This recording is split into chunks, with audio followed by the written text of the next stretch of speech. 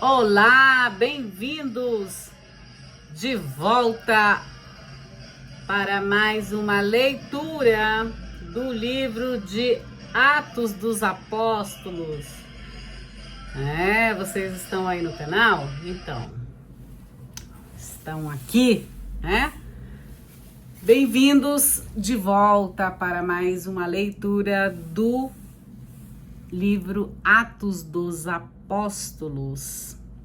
Sim, nós vamos falar sobre Paulo, vamos conhecer Paulo em Damasco, Saulo, né?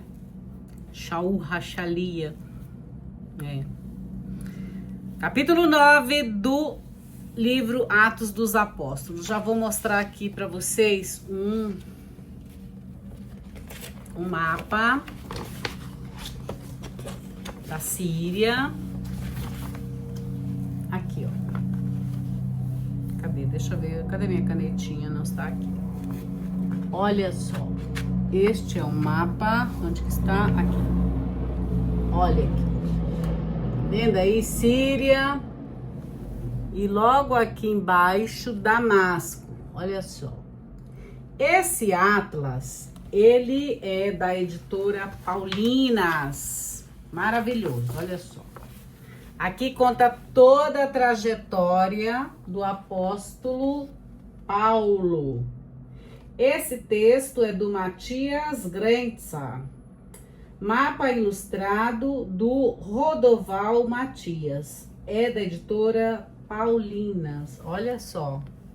Para você que está estudando Atos dos Apóstolos, para você que estuda sobre Paulo, apóstolo, sobre Shaul Hachalia, ou apóstolo São Paulo. Então, eu indico este pequeno, mas grandioso conteúdo da trajetória do apóstolo Paulo. Bom, editora Paulinas. Vou indicar também outra coisa para você. Para você que gosta desses textos que foram escritos em grego, aqui no canal tem uma playlist do alfabeto grego. Olha só como é que eu utilizo. Ó, olha que bonitinho. Tá vendo? É facinho. Quer dizer, mais ou menos, tá? Para quem nunca viu, só na matemática, na filosofia, então essas letras, né? E na Covid também apareceram muitos, né? Os médicos falando, enfim, as vertentes enfim, eles falavam sempre as letras gregas. Então, é bom a gente aprender um pouco mais. E um outro livro que eu vou indicar, olha só que bonito, ele é bem ilustrado, olha só, O Mundo de Paulo, também do Matias Grenza e da Fabiana de Souza, tá bom? Esse livro, ele é bem interessante, tá bom? Ele tem bastante ilustração, tudo sobre a vida de Paulo, tá bom? E aqui, olha só, como nós vamos falar sobre ele, olha só, Paulo é de Tarso, uma cidade grande, próspera, mas ainda é a capital da região da Cilícia, como vocês viram no mapa. Um rio navegável, Cidno, corre próximo à cidade. São poucos quilômetros até o mar Mediterrâneo. Eu adoro o mar Mediterrâneo, gente. Eu sei, vocês vão falar, ai, mas lá morre muita gente, enfim, por conta do êxodo, por conta deles fugindo e tal, enfim, questão de, enfim. Mas não deixa de ser bonito, tá, gente? Eu sei que tem todos esses problemas, mas eu não vou deixar de admirar a beleza da criação de Deus. O mar é uma dessas criações, tá bom? Olha só, o mar Mediterrâneo. O porto também é também uma importante estrada e favorece o comércio Na planície ao redor de Tarso são produzidos cereais e uvas, assim como o linho, olha, com o qual fazem roupas. Contudo, na época de Paulo, Tarso não é uma cidade livre desde o ano 66 a.C. ou antes da Era Comum. Vive sob o domínio do Império Romano.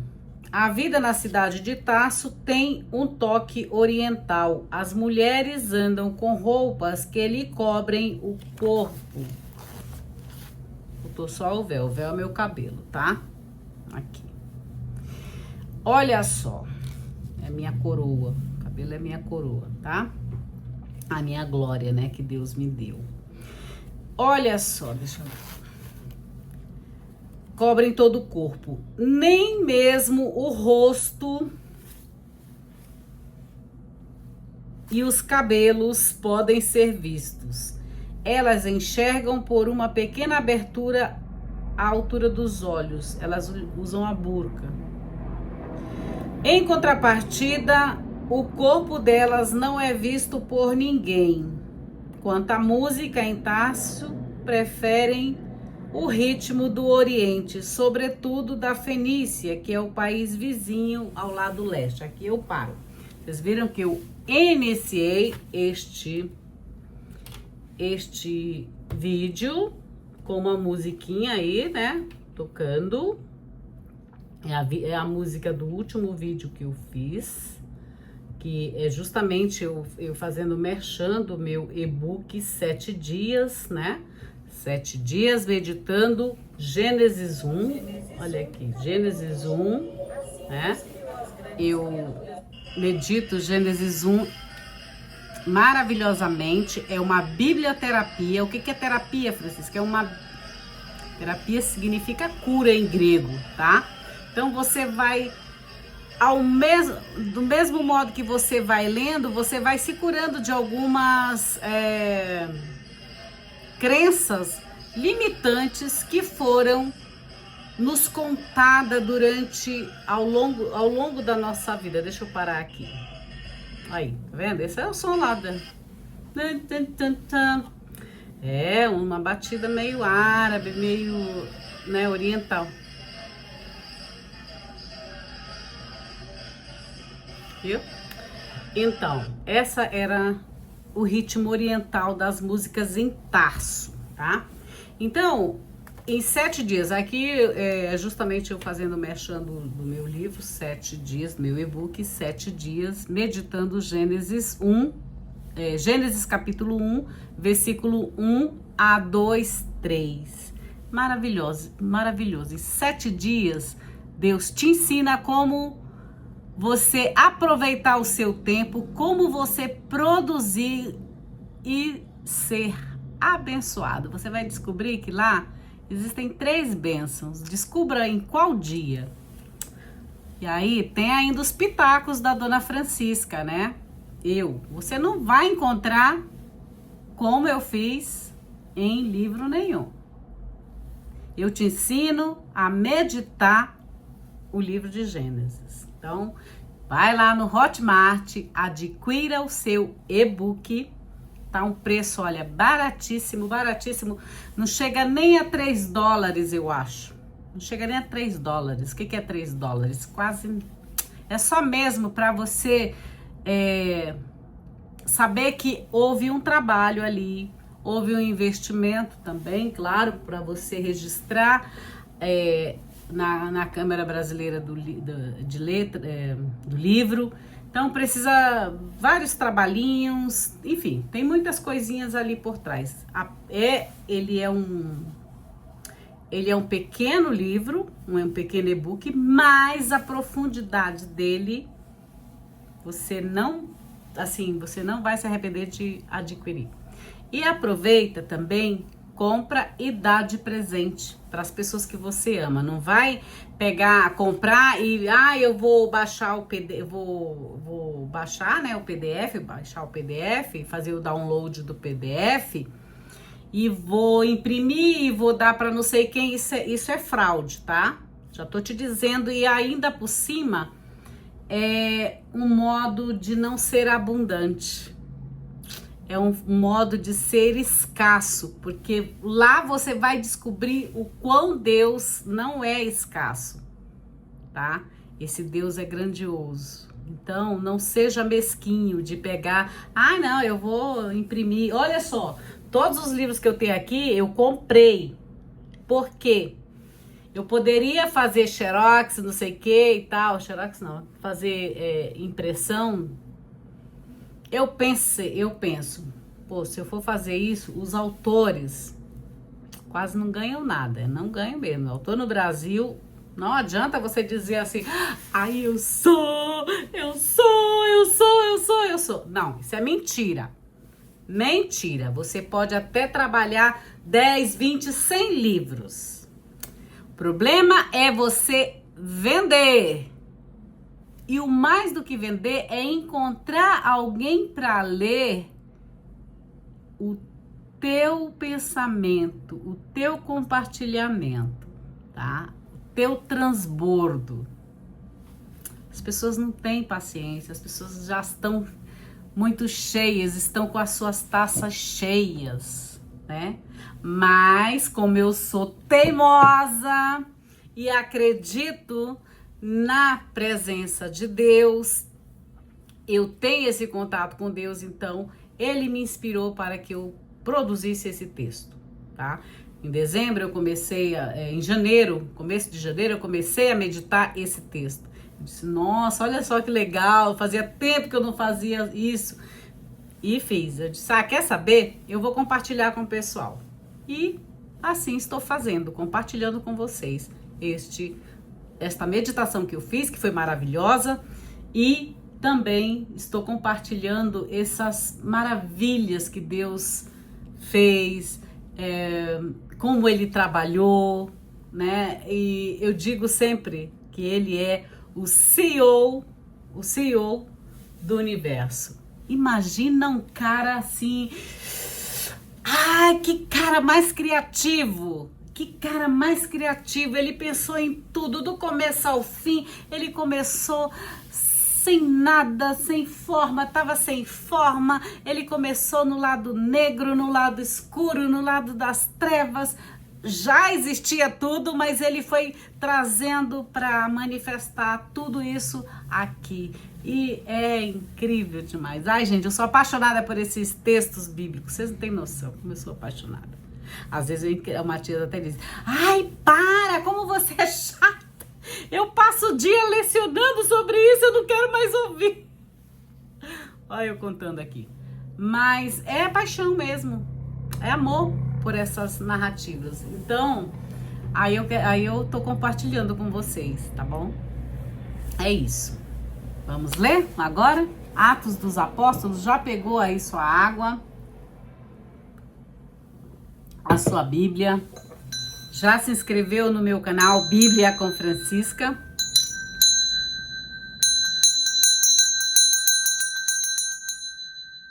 Já acionou o sininho das notificações para que o YouTube te mande as notificações que eu estou aqui linda, maravilhosa e plena, cheia da Ruach HaKodesh, cheia de pneumatologia aqui? Atos dos Apóstolos é a manifestação do pneuma, né? A pneumatologia, do espírito, né? Do ânimo de Deus. Gente, também quero mostrar para vocês uma coisa aqui, ó. Essa daqui é uma Bíblia, tá? Septuaginta. Para vocês terem uma ideia, os discípulos, alguns que eram da diáspora, eles se utilizavam desta Bíblia aqui, que foi traduzida pelos sábios judeus, tá, da diáspora, e eles liam esta Bíblia. Possivelmente Paulo de Tarso lia esta Bíblia, a Septuaginta, que é chamada 70. Septuaginta significa 70. Outro livro que eu vou indicar para vocês, para quem está lendo Atos dos Apóstolos, está fazendo curso de teologia, por exemplo, lá na PUC de São Paulo, ou em qualquer outra faculdade. Então, já indiquei esta Bíblia. Vou indicar também para quem está lendo Atos dos Apóstolos, tá tendo aula de Atos dos Apóstolos, né? Olha só, esse livro aqui chama-se O Movimento de Jesus depois da ressurreição, uma interpretação libertadora dos Atos dos Apóstolos. É do Pablo Richard, tá bom? Ele diz aqui, esta obra apresenta uma interpretação global dos Atos dos Apóstolos, cujo autor é Lucas, combinando uma exegese científica com uma visão pastoral libertadora. A ideia fundamental que guia a interpretação é a de que o livro dos Atos dos Apóstolos reflete sobre o período das origens do cristianismo nos anos 30 a 60, quer dizer, sobre o período depois da ressurreição de Jesus, antes da institucionalização da igreja posterior aos anos 70. O movimento de Jesus neste período, tal como nos é apresentado nos Atos dos Apóstolos, na praxe dos apóstolos, tá? É um movimento do pneuma, do espírito, do ânimo, né? Como diz em latim, ou do ruach, né? Que é o Espírito de Deus, tá, gente? O movimento do espírito missionário e que se estrutura em pequenas comunidades domésticas. Naquela época não existia, né? Eram as comunidades domésticas, assim como existiram as comunidades de base, né? Espero que volte um dia. Meu avô fazia isso, gente. Eu fui educada biblicamente porque meu avô fazia a roda, né? Na casa, no jantar ou no almoço, e ele lia a Sagrada Escritura pra gente, tá? Pelo menos pra mim. Eu aprendi com meu avô Rangel Borges, sim. E se estrutura em pequenas comunidades domésticas. Lucas procura desafiar a igreja de seu tempo, nos anos 80 a 90, a partir da perspectiva missionária do Espírito e das primeiras comunidades domésticas. O livro que eles estão apresentando quer desafiar as igrejas de hoje, valendo-se da mesma perspectiva de Lucas. Todas as vezes que a gente lê algo aqui sobre os evangelhos, sobre Atos dos Apóstolos, qualquer livro bíblico, gente, a gente sempre tem que atualizar para a nossa vida, para os nossos dias. Observar quais erros estamos fazendo que as personagens também faziam. E a gente pode, na mesma hora, fazer uma metanoia, mudar o nosso caminho, né? Mudar o nosso hábito, mudar a nossa maneira de viver. Outra que eu quero, aqui tem outro também, olha só, Jesus e a comunidade do reino no Evangelho de São Lucas, o vendaval da misericórdia na vida dos discípulos e do mundo. Lucas, ele é o arquiteto das palavras, tá, gente? Como diz Dom Tolentino, no seu maravilhoso livro da tese doutoral, A Construção de Jesus, ele diz: Lucas é o arquiteto das palavras. Outro livro que eu tenho que indicar para vocês é esse aqui, ó, da Pontifícia Comissão Bíblica. A interpretação da Bíblia na igreja. Sim, nós católicos, nós estudamos sobre a interpretação da Bíblia na igreja, por meio do magistério. Aqui chama-se a voz do Papa, tá bom? Ninguém faz nada sozinho nessa igreja, tá? Já falei para vocês que a igreja de Cristo, ela nunca está dividida. Porém, os seus membros, eles pensam diferentes, eles têm as suas conotações teológicas, religiosas, enfim, tem muitos segmentos, tá bom? Mas a igreja de Cristo não está dividida. Cristo não se divide, tá bom? E aqui também a Dei Verbo, tá? A palavra de Deus. Aqui também do Papa Francesco, a carta encíclica Fratelli Tutti, sobre a fraternidade e amizade social. Se você lê esses textos bíblicos achando que são um bando de comunistas, são não sei o que e tal. Gente, tirando essas coisas, você tem que prestar atenção no que a Bíblia realmente fala. E esquecer as tendências, as ideologias, porque senão a gente vai se matar, a gente vai fazer guerra, e não é isso que um pai deseja, não é isso que um criador deseja, não é isso que o nosso Pai eterno, o nosso Pai nosso deseja, tá? Ele quer que nós sejamos unidos como irmãos, embora sejamos diferentes, mas ele não quer, nem o pai quer que os irmãos fiquem se matando, né, gente? Então ele quer que a gente, eu também não preciso ficar de I love you contigo assim 24 horas, nem, né, entendeu? Vai cuidar da sua vida, tá? Que eu cuido da minha. Então, não preciso ficar, né? Mas o respeito, se você precisar de mim, tô aqui, porque vivemos numa casa comum. Se acontece alguma coisa, um vendaval, um tsunami, não sei o que, guerra e tudo mais, a gente tá numa casa comum. E a gente tem que se virar nos 30 e cuidar dessa casa, limpar essa casa, preservar essa casa, cuidar de tudo. Por isso o merchan sobre o meu livro, o meu e-book, 7 dias meditando Gênesis. Lá também fala sobre isso, tá? Então, quando o Papa escreve uma encíclica, pode ter certeza que ele convida todos os que são especialistas em Bíblia, naquele assunto, para escrever para quem? Para a comunidade. Serve tanto para católicos como para não católicos, tá bom? Então, olha só, essa outra aqui, Alegria do Evangelho, do Papa Francisco também. Ele é ao episcopado, tá? Ao episcopo, que são os bispos, e ao clero e às pessoas consagradas e aos fiéis leigos. Quem são leigos? Eu participo, então, mas eu sou a luz do mundo, por isso eu estou aqui anunciando o evangelho no mundo atual e aqui, nessa telinha aqui com vocês, tá bom? Chama-se Evangelho Gáudio, a Alegria do Evangelho. Essa também eu sugiro que vocês leiam e, enfim, né? Então, aqui tem umas coisas bem... É tudo tirado da Bíblia, gente, tá bom? Não ao pessimismo estéril, né? Por exemplo, tem no número 84, a alegria do Evangelho. Isso eu costumo dizer sempre. A alegria do Evangelho é tal que nada e ninguém nola poderá tirar. Isso está em João, capítulo 16, versículo 22. Os males do nosso mundo e os da igreja não deveriam servir como desculpa para reduzir a nossa entrega e o nosso ardor.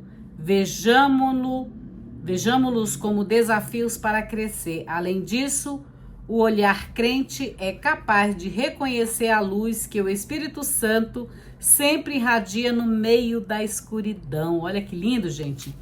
Sem esquecer que onde abundou o pecado, onde abundou o erro, superabundou a graça, conforme Romanos capítulo 5, versículo 20.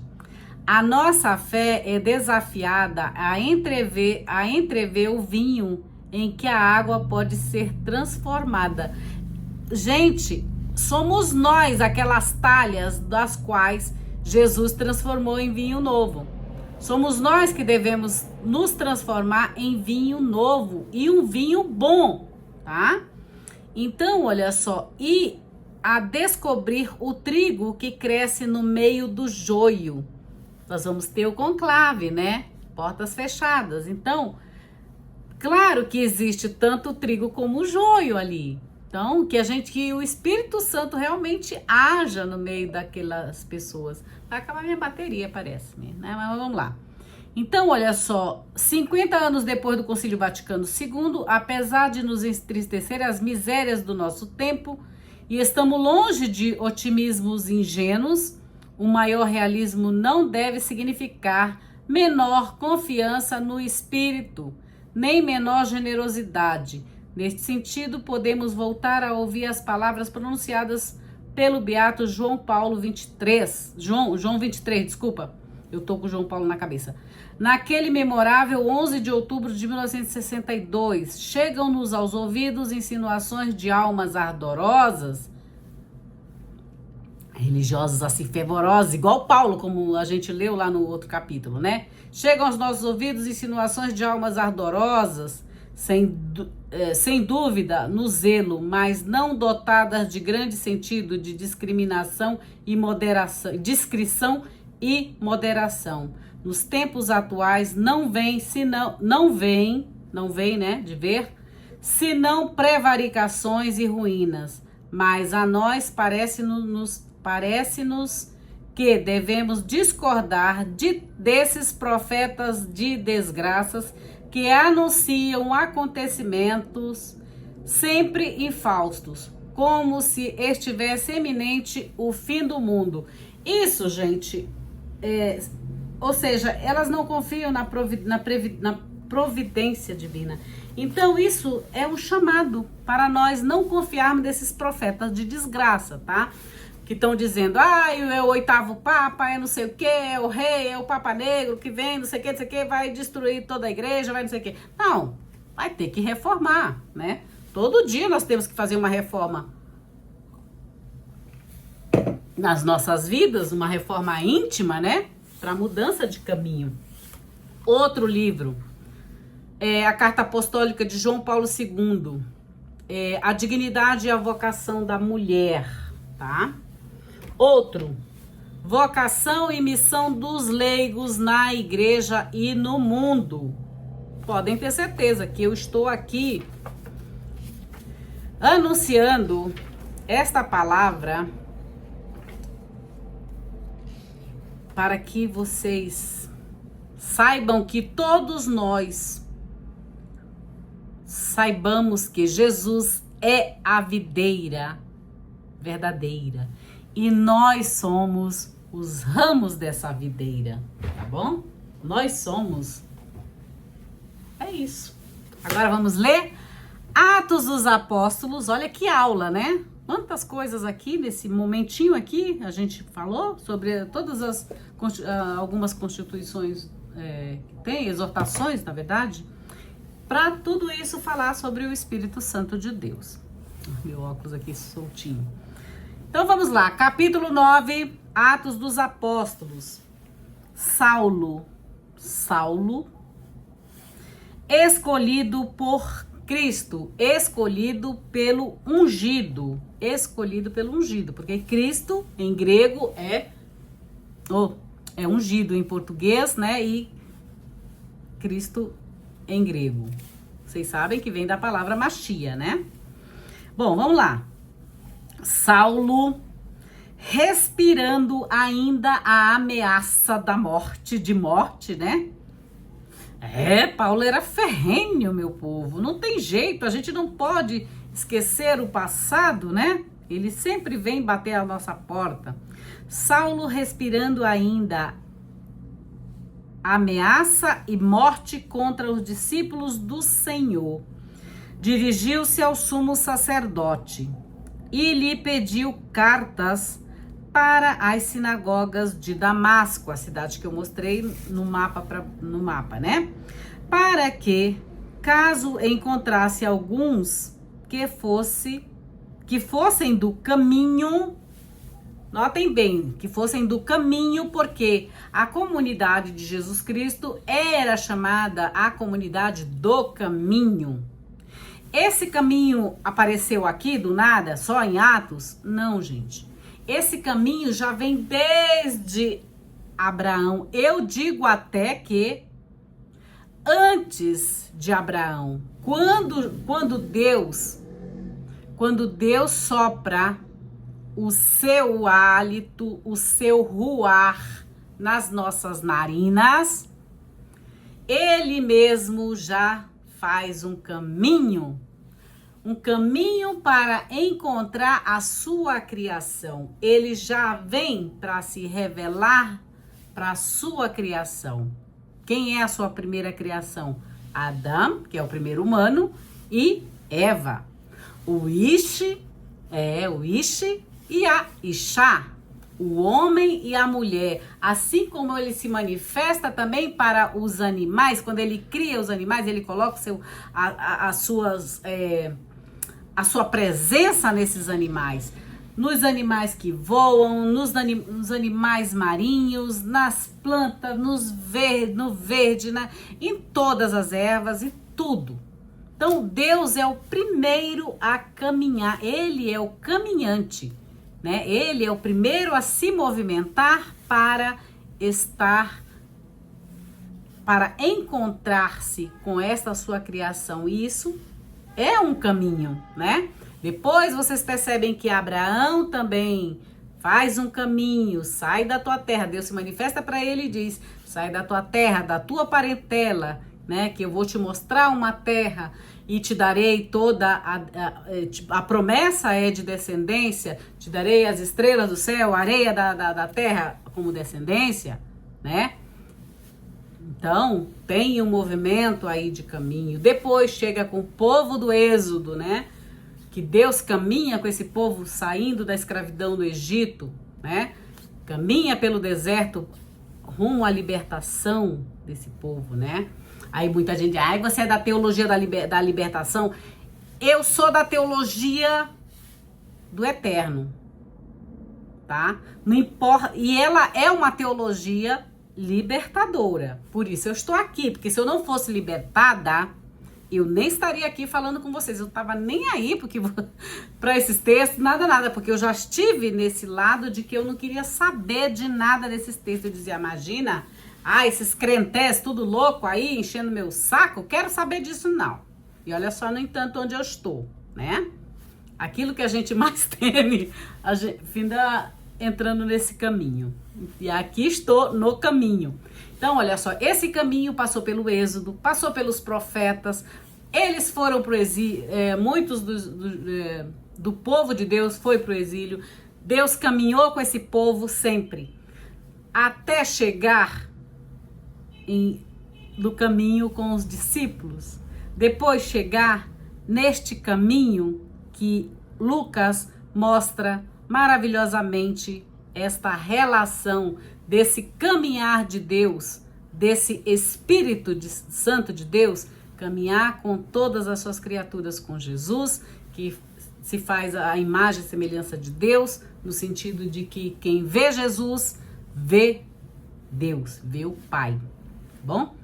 Jesus veio para mostrar o rosto misericordioso do Pai. E com isso, claro, é o caminho, né? Esse movimento de caminhar.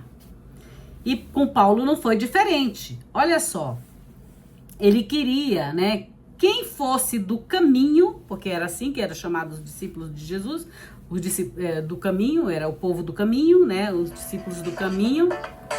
Ai, gente, tem um povo aqui que me liga, sabe, assim, claro, eu cancelei. E eu acho que não, eles não abaixaram lá, não arrumaram lá. Então, eles estão me ligando, só que eu só vou resolver isso depois. Vamos lá, aqui é mais importante. Então, vamos lá, desculpa, tá? Então, eles eram chamados o povo do caminho, né? Os discípulos do caminho.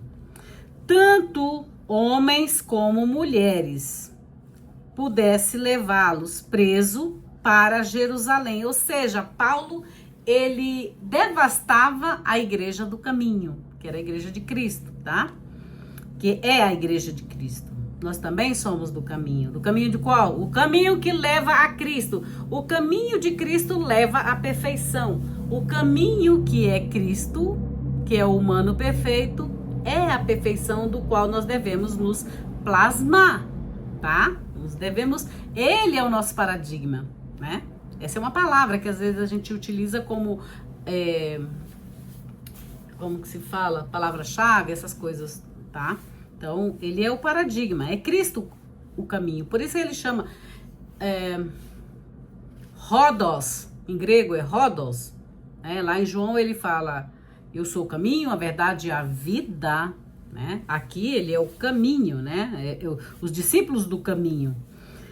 Tanto homens como mulheres pudesse levá-los preso para Jerusalém. Isso é Paulo querendo levar o povo do caminho, né? Esse povo de Deus, o povo de Jesus, para a prisão em Jerusalém. Mas aconteceu que na viagem, quando estava perto de Damasco, De repente, uma luz. Cadê minha luz? Não é essa luz aqui que a gente utiliza, gente? Deixa eu ligar aqui. Só pra vocês. Ai, Francisca, a gente não é tão... Ah, meu povo, mas... Ó. De repente, uma luz vinda do céu. Ó aqui. Uma luz vinda do céu. Brilhou. Deixa eu apagar agora, gente. Aqui é eu e eu. E agora? Ficou tudo... Olha só. Agora sim.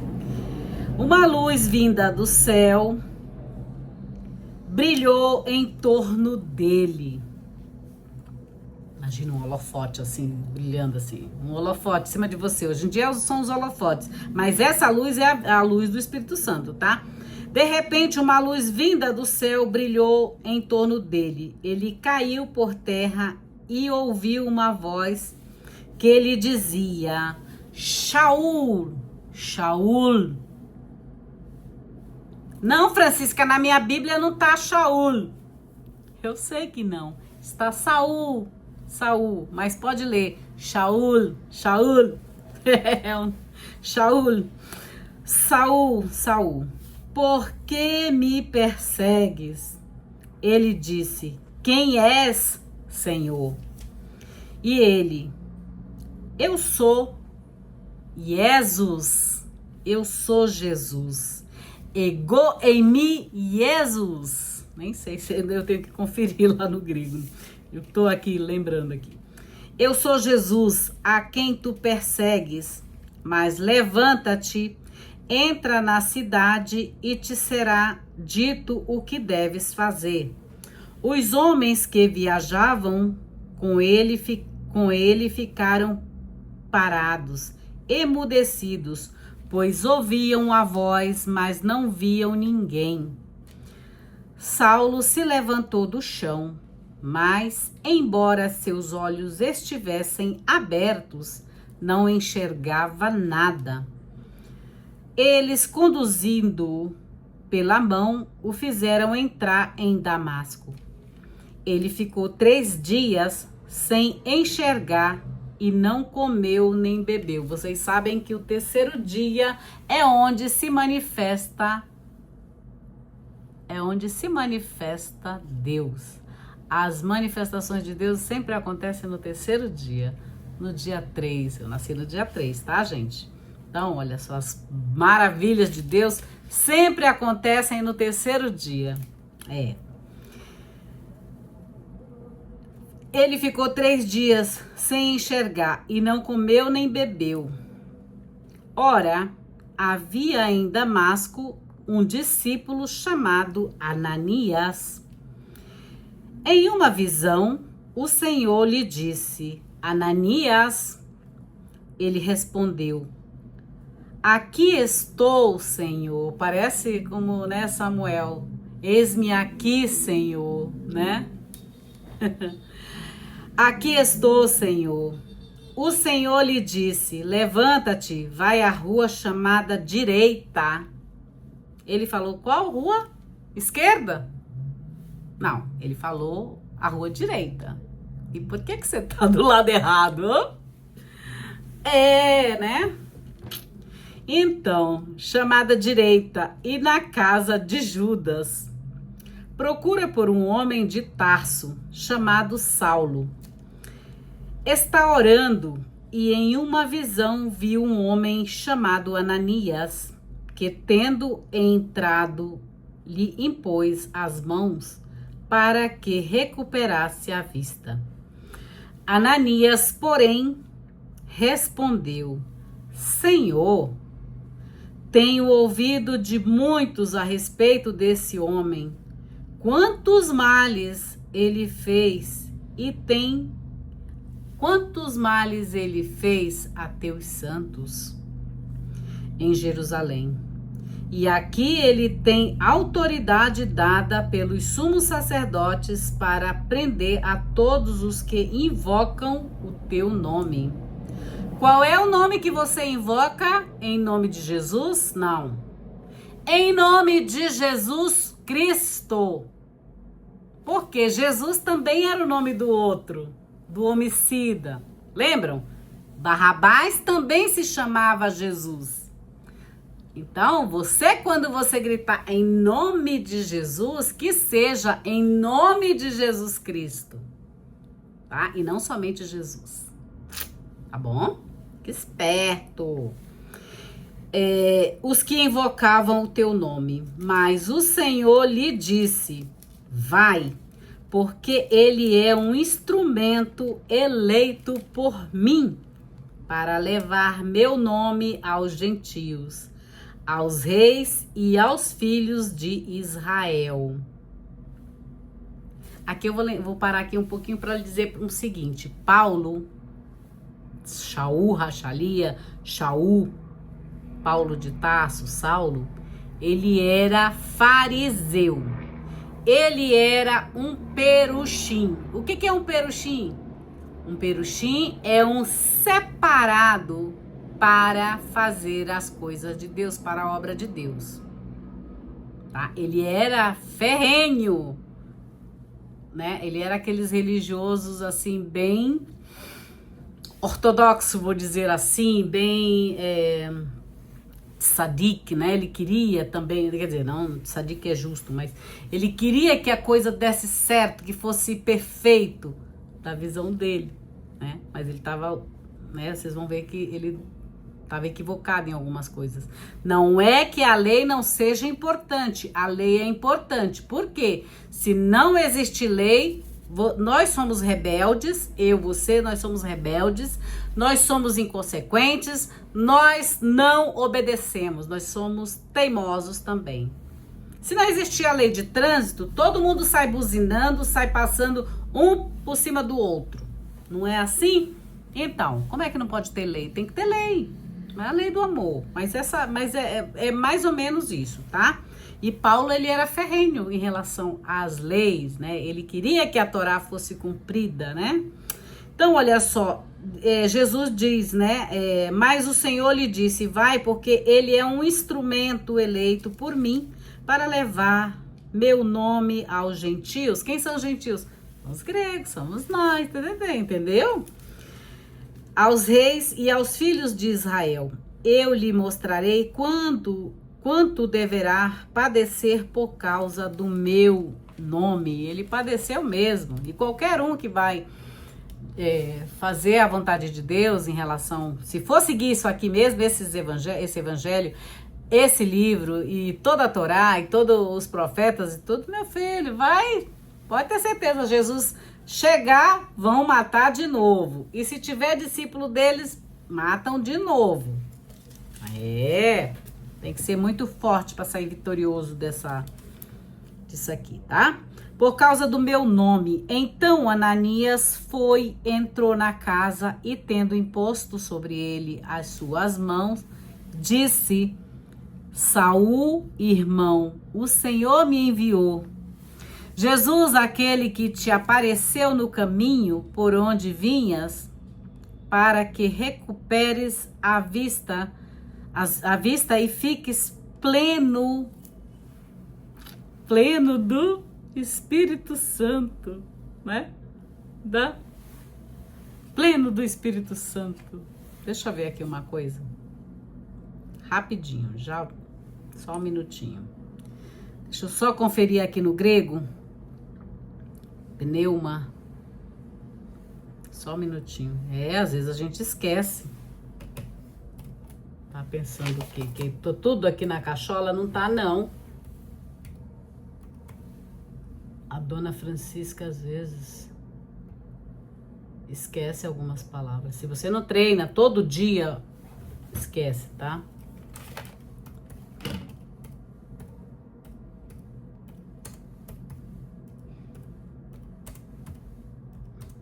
Deixa eu entrar aqui na linha interlínea.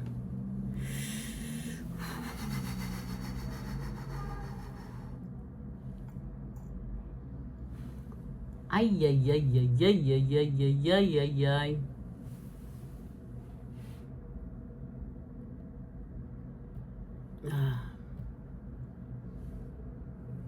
Pneuma. Pneuma Hagion, pneuma, é isso mesmo, pneuma. E ele aparece 52 vezes no Novo Testamento, que é aplicado à dádiva de Deus, né? Essa força, essa dinamismo, esse poder, essa força de Deus, né? É o Ruach, né? Que foi dado lá para o primeiro casal humano da criação, tá bom? Do humano. Cadê, mãe? Onde eu estava? Aqui. Então, ele fica pleno do Espírito Santo, né? Desse pneuma, desse ânimo, da Ruach HaKodesh, tá? Mas eles, aqui no grego, é pneuma, né? Imediatamente, por isso a gente estuda pneumatologia, que é o estudo do Espírito. Não é qualquer Espírito, é o Espírito de Deus, tá? Só existe um Espírito, o Espírito de Deus. O resto que o povo baixa por aí, não sei. É o Espírito de Deus também, de uma outra forma, de uma outra manifestação. É isso que eu quero dizer, tá?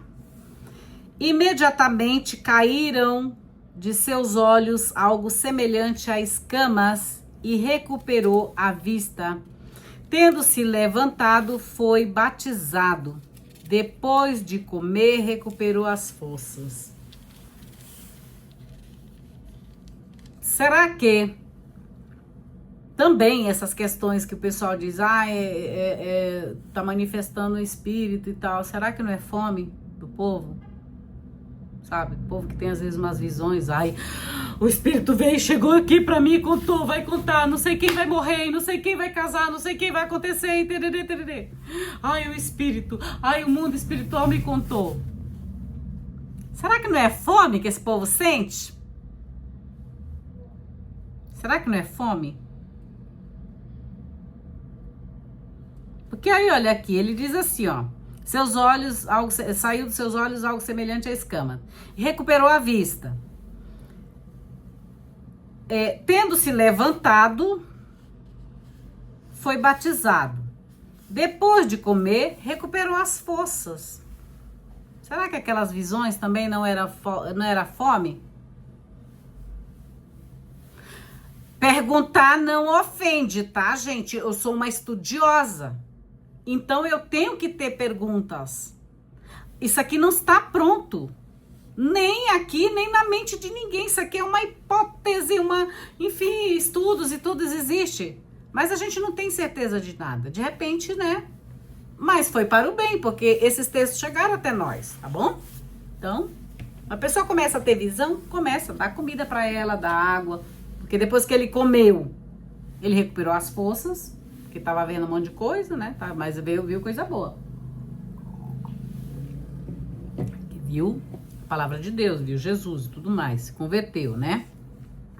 Saulo em Damasco. Saulo permaneceu alguns dias com os discípulos em Damasco. E imediatamente começou a proclamar nas sinagogas de Jerusalém o Filho de Deus. Todos os que ouviam ficavam estupefatos e diziam, não é este que em Jerusalém devastava, destruía, maltratava os que invocavam esse nome?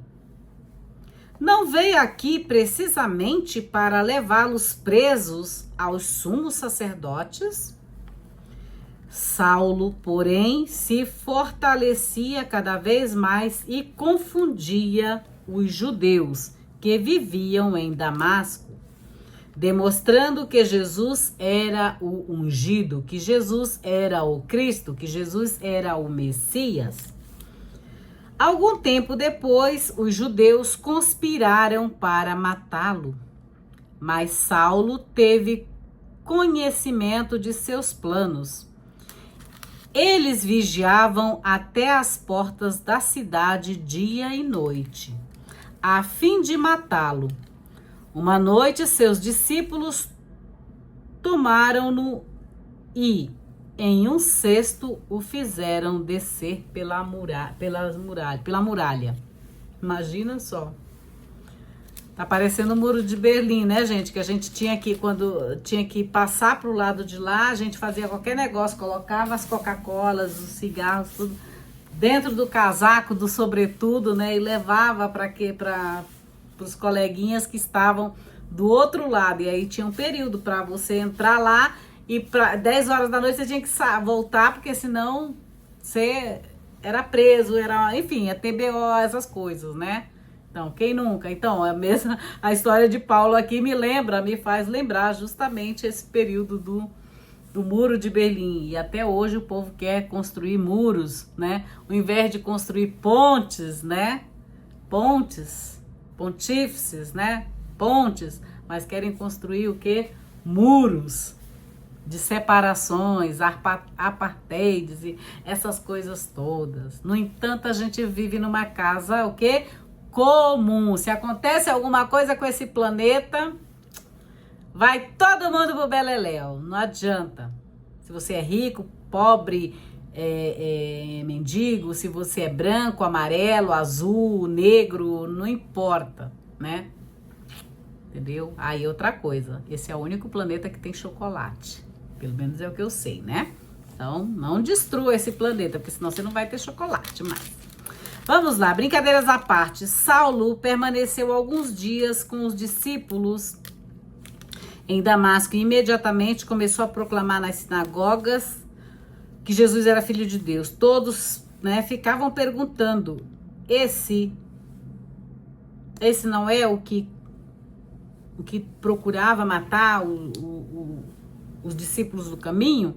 Então, quando eles descobriram isso, começaram a conspirar para matá-los. Mas Saulo teve conhecimento de seu plano, então eles, né, colocaram Paulo para entrar pela muralha no cesto. Imagina só, é aquilo mesmo que a gente fazia, colocava Coca-Cola, cigarro, tudo, entendeu?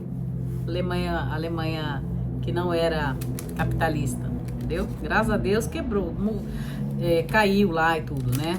Acabou essa brincadeira. Tendo chegado a Jerusalém, Saulo procurava juntar-se aos discípulos, mas todos tinham medo dele, não acreditando que ele fosse discípulo. Então Barnabé o tomou, levando-o aos apóstolos e contou-lhes como no caminho Saulo tinha visto o Senhor, o qual falou com ele, como em Damasco tinha pregado com valentia em nome de Jesus. Assim ele andava livremente com eles em Jerusalém, pregando com valentia em nome do Senhor. Também falava e discutia com os helenistas. Os helenistas são aqueles que pensam como Platão, Aristóteles, os filósofos, né? Eles dividem a alma em 3, mente, corpo, alma, espírito, tererê, tererê, tererê, essas coisas. E, no entanto, para um hebreu, a alma é inteira. É mente, é espírito, é mente, emoção, corpo e tudo, né? Não dá para separar a nossa Neshama, a nossa Neshama, nossa alma, do nosso corpo. Nossa, Francisca, mas Neshama, em hebraico, o professor, não sei, fulano das quantas, disse que é Nefesh, porque é a nossa, é material, é a nossa garganta e não sei o que, por onde passa o alimento, o respiro e tudo mais. Sim, também é, só que a nossa alma tem 5 níveis. Tem 5 níveis. Então, é chamada Neshama, aí Nefesh, que é isso aqui, a nossa garganta, né? Por onde passa aqui a nossa glote, aquela coisa toda. E também chega até Yeridá. Isso é uma aula para uma outra ocasião. Não vou nem confundir vocês, mas fiquem com essa palavra Neshama, que a sua Neshama brilhe para o mundo a presença de Deus, tá bom? A Neshama, que é a nossa alma, que os gregos chamam de psiché ou psique, Daí vem o estudo da psicologia, né? Dona Francisca aqui também viaja às vezes na maionese, né? Vocês devem estar dizendo, os professores que possivelmente devem estar assistindo, ai, mas ela é arrogante. Nossa, mas como ela se acha, como ela sai, ela quer saber de tudo, como ela... Eu tô nem aí o que vocês vão pensar. Eu estudo, eu leio. Eu não leio somente esses textos. Eu vou atrás dos rabinos, eu vou atrás dos textos dos rabinos, eu vou atrás dos textos do povo aí do outro lado. Tô nem aí, eu quero saber como que funciona tudo isso, entendeu? Como que eu funciono, é autoconhecimento, entendeu? Então, eu vou buscar as coisas, né? Como que funciona essa árvore da vida, né? Que também é chamada na Kabbalah de Sefirá, com as sefirotes, tudo isso aí, gente, olha, tá tudo envolvido aí. Essa aqui é só uma cerejinha, mas o profundo do oculto, entendeu? A gente tem que buscar. É um mar colossal de conhecimento das coisas de Deus. Olha só, vamos lá. Continuando aqui com Paulo. Então, como no caminho Saulo tinha visto o Senhor, o qual falou com ele, e como em Damasco tinha pregado com valentia, em nome de Jesus, assim ele andava livremente com eles em Jerusalém, pregando com valentia em nome do Senhor. Também falava e discutia com os helênicos, como eu estava falando, né? Os helenistas fazem parte dos filósofos, aí você vai atrás dos estoicos, enfim, tem muita coisa também, muita coisa boa. Mas eles procuravam matá-lo. Os irmãos souberam disso, levaram-no a Cesareia e de lá o enviaram para Tarso. A igreja gozava de shalom, a igreja gozava de paz, a igreja gozava de Irene. Você tem o nome de Irene? Então, saiba que o seu nome significa paz. Então, a igreja gozava de paz em toda a Judéia, Galileia e Samaria. Ela se consolidava e caminhava no temor do Senhor. E graças à consolação do Espírito Santo, da Ruach HaKodesh. Espírito Santo em hebraico é Ruach HaKodesh, né? Em grego é pneuma, né? Pneuma. Se multiplicava. Ele o quê? Ele se dividia? Não, ele se multiplicava. Porque as coisas de Deus são assim. As coisas de Deus, Deus multiplica os dons, os teus bens, o teu dinheiro. Ele multiplica os teus pães, os teus grãos. Na tua vida, ele multiplica na tua vida e na minha vida, para que a gente possa transbordar, para que a gente possa somar na vida de outras pessoas, assim como eu estou somando aqui na sua vida. Deus não divide nada, Jesus não divide nada, quem divide é o outro lá, é o diabo, tanto que o nome é divisor, diabo significa divisor. Então, olha só, essa palavra aqui vem maravilhosamente assim, ó. Consolidava e caminhava no temor do Senhor. E graças à consolação do Espírito Santo, se multiplicava. Ou seja, eles se multiplicavam, além do conhecimento, ali a união comum deles, né? Então, se multiplicava.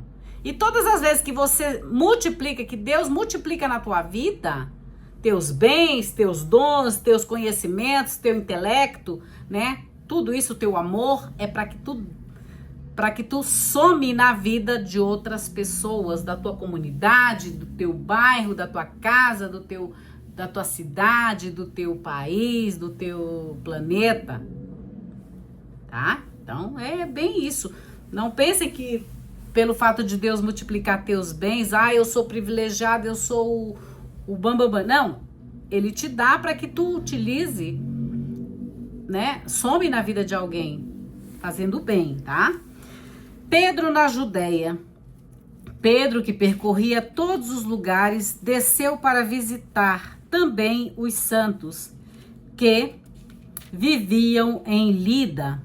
Encontrou ali certo homem chamado Enéas, que havia 8 anos estava aqui essa tradução tá estranha, hein? Walter Lisboa. Vamos lá. Encontrou ali certo homem chamado Enéas, que havia 8 anos estava prostrado em um leito. Por que não colocou? Encontrou ali um homem chamado Enéas, de novo. Enéas, que há 8 anos, eu acho que poderia ter sido assim, que há 8 anos estava prostrado em um leito. Acho que assim fica melhor. Pois era paralítico. Pedro lhe disse: Enéas, Jesus Cristo te cura. Levanta-te e prepara teu lugar à mesa. E imediatamente ele se levantou. Todos os habitantes de Lida e de Saron o viram e se converteram ao Senhor. Em Jope havia certa discípula chamada Tabita, que traduzido significa gazela. Ela era plena das boas ações e esmola que fazia. Ora, naqueles dias ela ficou doente e morreu. Depois de a levarem, puseram-na na sala superior. Como Lida ficava perto de Jope, os discípulos, tendo ouvido que Pedro estava lá, enviaram-lhe 2 homens, rogando: não demores em vir até nós, Pedro. Não demores em vir até nós. Pedro se levantou e foi com eles. Tendo chegado, conduziram-no à sala superior. Todas as viúvas se aproximaram dele, chorando e mostrando as túnicas e os mantos que Gazela havia feito quando estava com elas. Pedro, tendo feito todos saírem, pôs-se de joelhos e rezou. Voltou-se o corpo e disse: Tabita, levanta-te. Tabita, levanta-te. Ela abriu seus olhos e, tendo visto Pedro, sentou-se. Ele deu-lhe a mão, levantou-a e, tendo chamado os santos e as viúvas, apresentou-a viva. Isso se tornou conhecido em toda Jope, e muitos creram no Senhor. Pedro ficou bastante tempo em Jope, na casa de certo Simão Curtidor. No próximo capítulo, continuamos esta narrativa maravilhosa de Atos dos Apóstolos. Nós vamos ler o capítulo 10, a visão de Cornélio. Mas isso no próximo vídeo, tá bom? No próximo vídeo eu vou ler para vocês sobre a visão de Cornélio. Vamos ver aqui o que temos aqui mais um pouco. Essa experiência desse capítulo 9, essa experiência de capital importância para a pessoa e missão de Paulo, será relembrada outras 2 vezes neste livro, Atos 22, 4. No diálogo entre a voz e Saulo, Jesus ressuscitado se identifica como a igreja. A igreja. Perseguir os discípulos é perseguir o próprio Jesus. A cegueira física pode representar a incapacidade ou resistência de compreender o projeto de Deus, conforme Jeremias 5:20, Ezequiel 12:2, ou o messianismo de Jesus, conforme Lucas 18. Saulo terá 3 dias para reconstruir a verdadeira imagem de Jesus e de sua igreja. Lembrem-se de novo, é no 3º dia que a glória de Deus se manifesta. As coisas, a presença de Deus, a manifestação de Deus, né? Ananias, como representante da comunidade cristã de Damasco, manifesta seu temor a respeito de Saulo. Em sua argumentação com o Senhor, destaca-se tanto o fanatismo extremo do perseguidor, como seu caráter de instrumentar, e o seu caráter de instrumento acolhido para propagar o nome do Senhor, principalmente entre os gentios. Pela primeira vez se afirma que Saulo é um judeu da diáspora, da cidade de Tarso, né? Ele era um judeu, ele era um Yehudim da cidade de Tarso. Obediente ao mandato do Senhor, Ananias impôs as mãos sobre Saulo. Esse gesto concentra em si vários aspectos. Acolhida de Saulo na comunidade cristã de Damasco, cura de sua cegueira e percepção do Espírito Santo com o batismo. Saulo é legitimado como cristão. As escamas que caem dos seus olhos lembram a cura da cegueira de Tobias, no Tobias capítulo 2, tá? A mediação de Ananias é lembrada por Paulo em Atos 22, versículo 12 a 16. Desaparece completamente no discurso em 26, Atos 26. Saulo torna-se testemunha que proclama Jesus aos judeus de Damasco, começando sua tarefa de levar o nome de Jesus aos filhos de Israel, para convencê-los de que Jesus é o Cristo esperado. O título Filho de Deus aparece pela primeira vez em Atos para a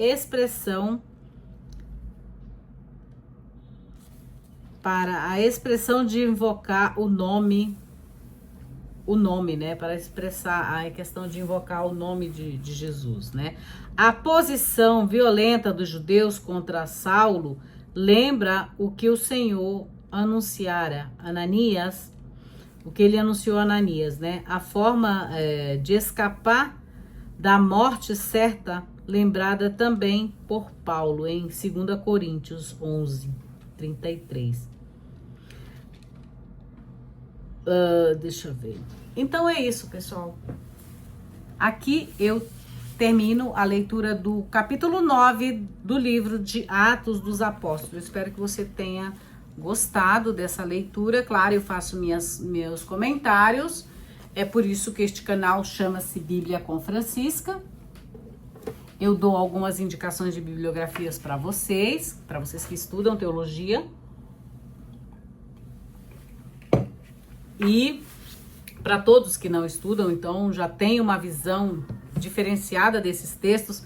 Quando você chegar na missa ou na pregação do seu pastor, você já vai ter este alimento, né? Você vai ouvir aqui, vai ler a sua Bíblia, vai escutar mais umas vezes.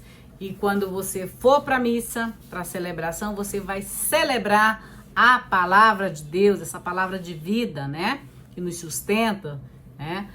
Porque quando a gente vai mais preparado para a missa, é uma alegria. E você vai viver a comunhão, vai receber a Eucaristia, que é Eucaristô, que é a graça, né? Que é o agradecimento por estar aqui, por estar vivo, por viver este caminho, viver na presença de Jesus, né? O Cristo, viver na presença de Deus, né? Então, quando você lê esses textos, eu te garanto que quando você aprende todas essas palavras, esses textos, o sentido, até a questão da gramática, o sentido, os símbolos e tudo, a missa se torna bonita. A missa não é enfadonha, você não vai sentir tanto sono. Claro que, enfim, você vai... Não é todas as missas, mas tem... Por exemplo, se você for numa missa onde tem um padre que é biblista...